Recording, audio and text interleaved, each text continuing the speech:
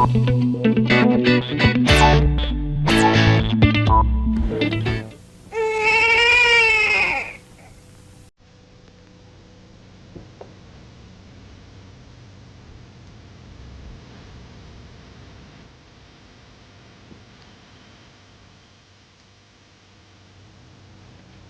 ganda nitong bata.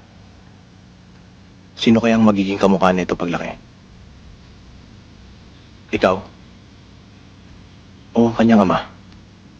Siyempre, ang tatay niya. Tumabi ka nga. Pakipirmahan lang po, Mrs. Ano po yan? Huwag ka ng maraming tanong, pumirma ka na lang. Ito po ay pagpapatunay na i-release ng ospital ang bata kay Mrs. Soriano. Kung tutuusin mo, formalidad lang yan.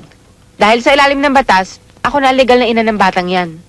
Ayaw lang natin na maraming usapan kung kaya't gusto ng ospital, pirmahan mo na rin yan. Dito po, Mrs.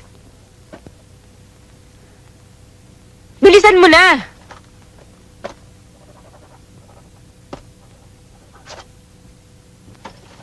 Salamat po, Mrs.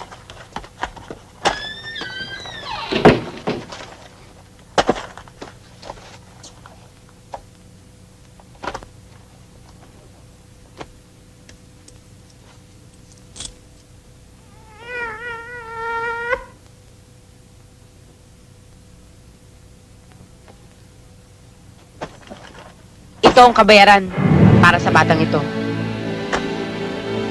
Ma, saan niyo ho dadali ang anak ko?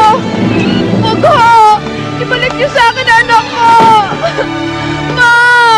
Saan niyo dadali ang anak ko? Ma! Ma!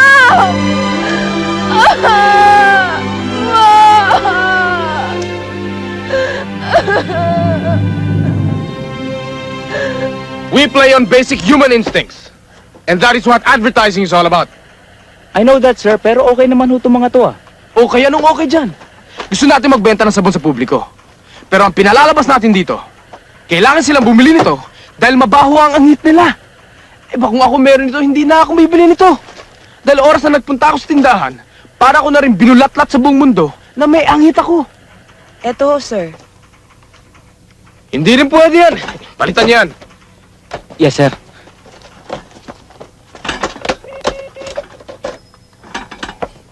Jenny, pakipasok ka lahat ng storyboard na nandiyan dyan, okay? Mainit yata ulo mo ngayon.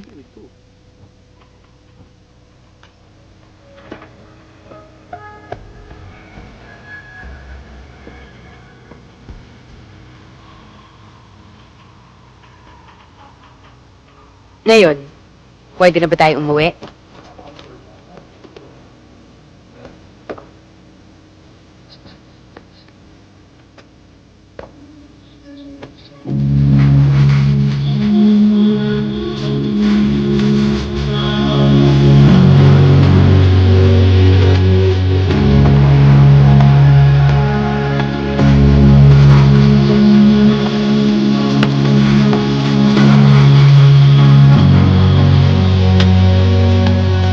All's well that ends well.